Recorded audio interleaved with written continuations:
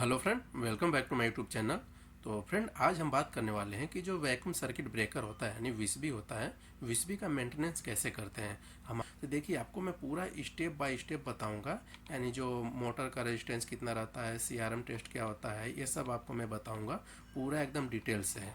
तो फ्रेंड, सबसे पहले हम बात कर लेते हैं कि जो विसबी होता है यानी विसबी का फुल फॉर्म होता है वैक्यूम सर्किट ब्रेकर। ये विसबी का फुल फॉर्म होता है। तो विसबी का जो मेंटेनेंस होता है ना, सेफ यानी सेफ्टी के रिगार्डिंग सेफ्टी सिस्टमेटिक और स्टैंडर्ड प्रोसीजर को फॉलो किया जाता है। यानी उसके हिसाब से इसका जो ब्रेकर होता है यानी जो विसबी होती है उसका मेंटेनेंस किया जाता है।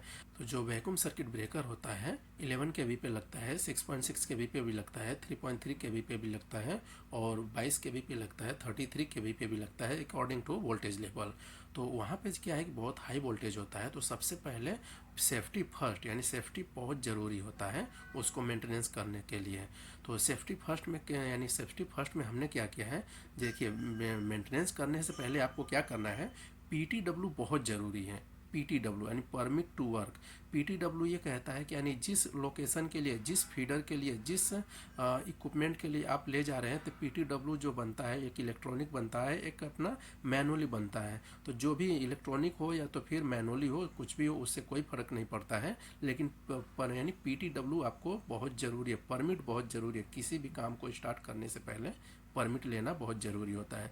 तो इस पे ये डिनोट रहता है कि आप किस फीडर का करने जा रहे हैं, कौन सुपरवाइज़र है, कौन आपका साइट सुपरवाइज़र है, आपने क्या क्या फॉलो किया है, ये सब यानी पीटीडब्ल्यू के अंतर्गत रहता है। पीटीडब्ल्यू लेने के बाद आपको क्या करना है, ब्रेकर को ऑफ करना है। ठीक है, ब्रेकर को ऑफ करना है और आइसोलेट करना है। और ब्रेकर में अर्थ स्विच है तो यानी अर्थ स्विच को आप लगा दीजिए, यानी अर्थ स्विच को ऑन कर दीजिए। ठीक है, आपके जो ब्रेकर है उसका कंट्रोल सप्लाई पूरा बंद कर दीजिए, उससे कोई नहीं है। और वहाँ पे लोटो फॉलो कीजिए, लोटो यानी लॉक आउट टैग आउट, ये फॉलो कीजिए। ये सेफ्टी रिगार्डिंग हो गया। जब सेफ्टी आप देख लेंगे तो उसके बाद क्या करना है, आपको विजुअल इंस्पेक्शन देखना है। विजुअल इंस्पेक्शन में आपको क्या क्या चेक करना है, देखिए विजुअल इंस्पेक्शन जैसे ही आप पहले क्या करेंगे, पैनल को ओपन करेंगे। पैनल को आपने क्या किया, आइसोलेट कर दिया। आइसोलेट करने के बाद अब आपको क्या करना है, पैनल को ओपन करना है। पैनल को यदि देखिए, जो आपका विसबी पैनल है यदि बाहर साइड से भी ओपन है और फ्रंट साइड से तो ओपन रहता ही है, बैक साइड से भी यदि ओपन है तो भी आपको ओपन करके देख लेना है। फिर उसके अंदर देखिए कहीं पे डस्ट या तो फिर मॉइस्चर या तो फिर रस्ट तो नहीं है, यह सब आपको चेक करना है। विजुअल इंस्पेक्शन में आता है। जब आप उसको विसबी पैनल खोलेंगे तो नीचे क्या होता है, बुशिंग लगी रहती है। तो उसमें आप चेक कीजिए कि यानी जो बुशिंग है, बुशिंग के अंदर कोई क्रैकिंग तो नहीं ना आया है, कोई कार्बन पार्टिकल तो नहीं ना वहाँ पे ट्रैक किया है, नहीं आया गया है, तो आपको देखना है। तो जो आपका बुशिंग है उसके नीचे केबल रहता है, केबल टर्मिनल को भी आपको चेक करना है, मतलब पकड़ के देखना है, खींचना है कि यानी लूज तो नहीं ना हो गया है, तो ये आपको देखना है। जब आप देखते हैं, जब विसबी को जब रैक आउट करते हैं तो उसमें आप देखते हैं कि एक शटर होता है, शटर का इंटरलॉक लिया जाता है। देखिए शटर प्रॉपर, यानी आप उसको पुश करके देखिए कि यानी जो शटर है पूरा प्रॉपर काम कर रहा है कि नहीं, यानी ओपन अप डाउन हो रहा है कि नहीं, तो ये आपको विजुअल इंस्पेक्शन में देखना है। तो यदि आपको कोई फिजिकल डैमेज मिले वहाँ पे, यदि विजुअल इंस्पेक्शन के अंतर्गत यदि आपको कोई फिजिकल डैमेज मिले वहाँ पे, तो सबसे पहले उसको रेक्टिफाई करना है। तो ये होता है विजुअल इंस्पेक्शन में। अब हम बात कर लेते हैं कि मैकेनिकल मेंटेनेंस उसके अंदर क्या क्या करेंगे। जैसे मैकेनिकल मेंटेनेंस होता है ना, मान लीजिए आपने क्या किया, विसबी को ऑफ करके विजुअल सब कुछ चेक कर लिया आपने। फिर चेक करने के बाद आपने क्या किया, उसको पूरा एकदम रैक आउट कर लिया, बाहर कर दिया। ठीक है, बाहर कर दिया तो उसमें जो मूविंग पार्ट रहता है, विसबी में मूविंग पार्ट रहता है, उसको आप चेक कीजिए। जो उसका मैकेनिज्म है, उसका मैकेनिज्म है जैसा कि इमेज में भी आप देख रहे हैं, उसका जो मैकेनिज्म है उसको पूरा क्लीन कीजिए। स्प्रिंग चार्जिंग मोटर को चेक करना है, स्प्रिंग चार्जिंग मोटर लगी रहती है, उसको स्प्रिंग चार्जिंग मोटर को चेक करना है। उसका जहाँ पे कपलिंग किया जाता है, जहाँ पे उसका गियर लगा रहता है, वहाँ पे देखिए ज़्यादा कार्बन पार्टिकल तो नहीं ना आ गया है, ज़्यादा ग्रीस इकट्ठा तो नहीं ना हो गया है, ये सब आपको क्लीन करना है, देखना है। फिर उसके बाद मैनुअल या तो फिर इलेक्ट्रिकल ऑन ऑफ स्मूथ होना चाहिए, ये आपको चेक करना है। तो ये तो बाद में करना है, पहले आपको ये सब चेक करना है। फिर देखिए रस्टेड पार्ट को क्लीन करना है, जो उसके अंदर रस्टेड पार्ट रहता है उसको क्लीन करते हैं। जैसा कि आप विसबी को जब रैक आउट करते हैं तो उसका एक स्टैंड रहता है, उसके ऊपर एक मतलब चक्का लगा रहता है, पहिया लगा रहता है, जहाँ पे उसको फ्रीली रैक इन रैक आउट करने के लिए उसका उसमें मदद करता है। तो उसमें देखिए ग्रीसिंग लगाने की यदि ज़रूरत है तो ग्रीस उसमें लगा दीजिए, आवश्यकता अनुसार ग्रीस लगाइए। ज़्यादा यहाँ पे मैं इसलिए नोट कर दिया हूँ कि यानी ओवर ग्रीसिंग मत लगाइए, ठीक है। तो यानी उसको रिक्वायरमेंट के अनुसार उसमें ग्रीस लगाइए। तो ये हो गया आपका यानी मैकेनिकल मेंटेनेंस के अंतर्गत। अब हम आ जाते हैं कि यानी जो इलेक्ट्रिकल टेस्ट उसके अंदर क्या क्या करेंगे। मान लीजिए आप किसी भी विसबी का टेस्ट करने के लिए जा रहे हैं, प्रिवेंटिव मेंटेनेंस करने के लिए आप जा रहे हैं, तो ये आपको पता होना चाहिए कि उसमें इलेक्ट्रिकल मेंटेनेंस क्या करना है, इलेक्ट्रिकल टेस्ट क्या क्या करेंगे। तो सबसे पहले आता है insulation resistance test. Insulation resistance test, इसको आईआर टेस्ट भी बोलते हैं, ठीक है। तो ये आपको कैसे करना है, आपको क्या करना है, इंसुलेशन रेजिस्टेंस टेस्टर जो रहता है जिसको आप मेगर भी बोलते हैं, तो यानी 5 kV का, 11 kV के लिए जनरली 5 kV का इस्तेमाल किया जाता है। तो आपको 5 kV का मेगर लेना है और उसमें 3 कंडीशन होता है मेगर करने का।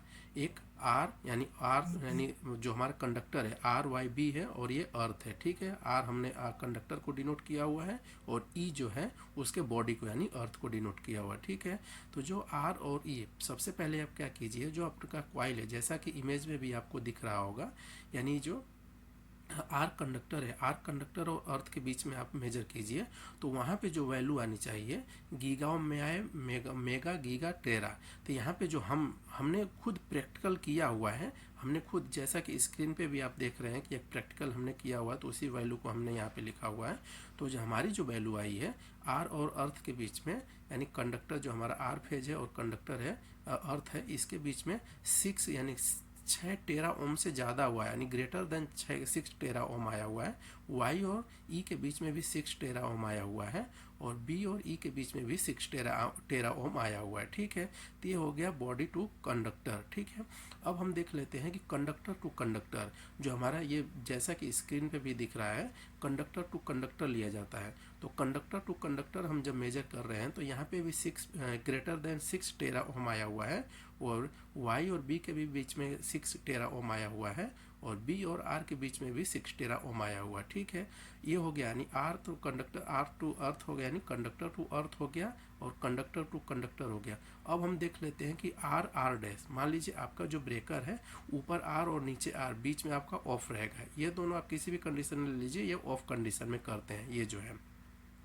तो ये ऊपर का आर यानी ऊपर का आर या तो फिर नीचे का आर, किसी एक आर नीचे, मान लीजिए 2 टर्मिनल है, एक ऊपर होता है एक नीचे होता है, ठीक है। तो एक आर यानी आर डैश, ठीक है, मैं उसी को यहाँ पे डिनोट किया हूँ आर और आर डैश।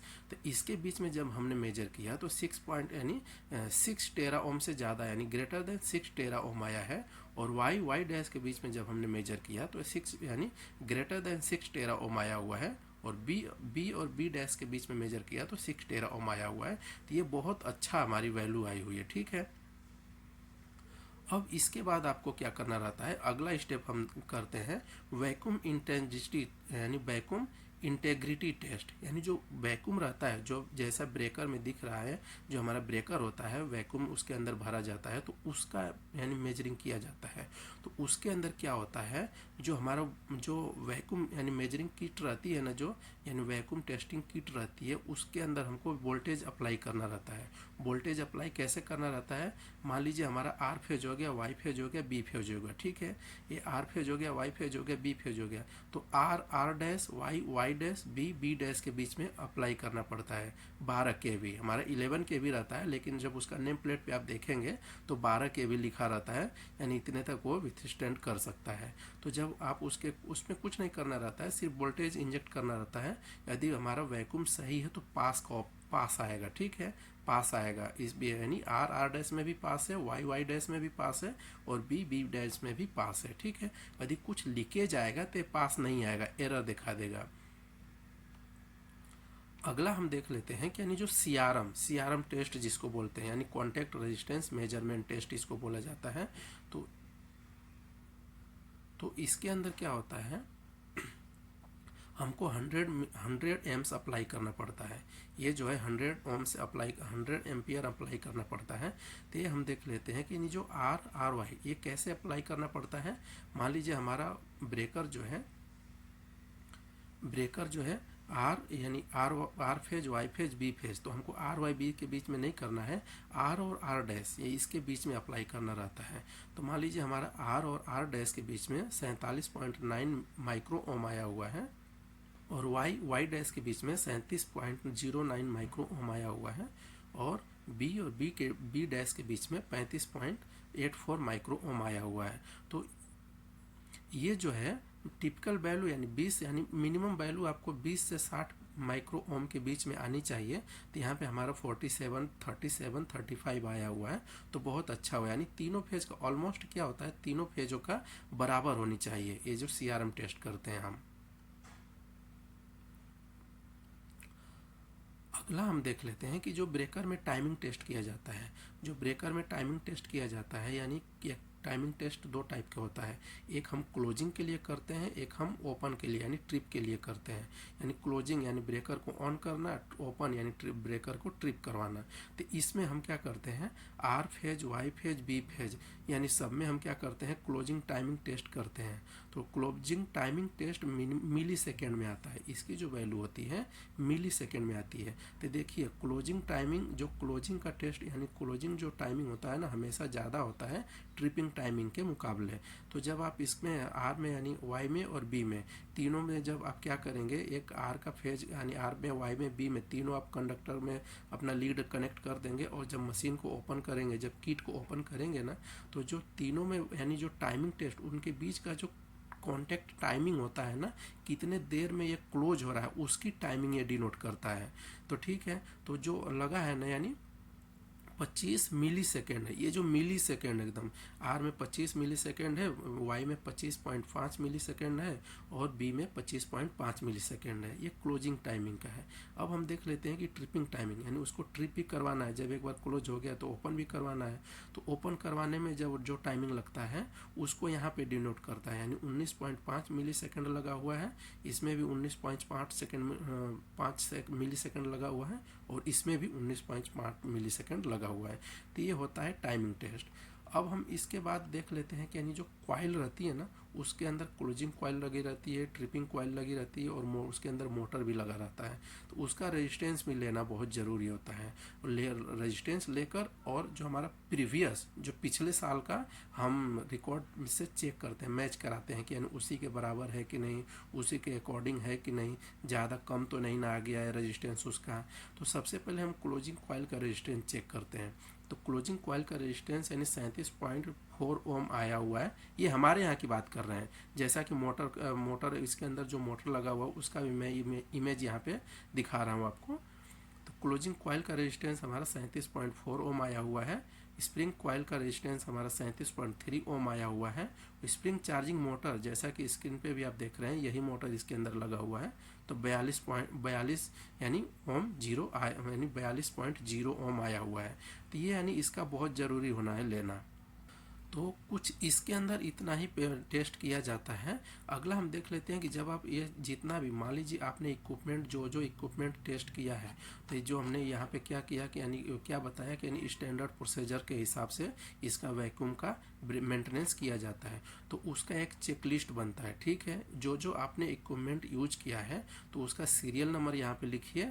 जो आपने सपोज दैट मल्टीमीटर आपने इस्तेमाल किया है, और इंसुलेशन टेस्टर आपने इस्तेमाल किया है, माइक्रो ओम मीटर आपने इस्तेमाल किया है, वैक्यूम इंडस्ट्री टेस्टर यानी वैक्यूम को जो वैक्यूम किट जो है वैक्यूम का जो वैक्यूम के लिए जो आपने इस्तेमाल किया उसका यहाँ पे लिखना है, टाइमिंग टेस्ट किट जो आपने इस्तेमाल किया उसका लिखना है।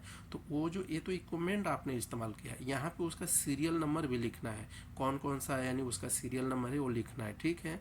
फिर यहाँ पे डेट लिखना है, किस डेट में आपने किया, और यहाँ पे कैलिब्रेट डेट रहता है। तो मान लीजिए सपोज दैट ये वाला मल्टीमीटर में आपने क्या किया, रिकॉर्ड कर लिया, और प्रीवियस जो मानी जो रहता है तो उससे मैच कराया जाता है कि हाँ भाई ये मल्टीमीटर के अनुसार उसमें भी बराबर आ रहा है कि नहीं। तो ये बहुत लिखना जरूर रहता है। तो फ्रेंड बेसिकली जो वैक्यूम सर्किट ब्रेकर का मेंटेनेंस इतने ही होता है, यही इसके अलावा और कुछ नहीं रहता है। मेन इसके अंदर सीआरएम और कॉन्टैक्ट रेजिस्टेंस करते हैं, और ये अपना वैक्यूम का करते हैं, और आईआर टेस्ट करते हैं। तो फ्रेंड आज के लिए इतना ही। फ्रेंड यदि हमारे चैनल को पहली बार देख रहे हैं तो हमारे चैनल को सब्सक्राइब कर दीजिए, लाइक कर दीजिए, और दोस्तों के साथ शेयर कर दीजिए।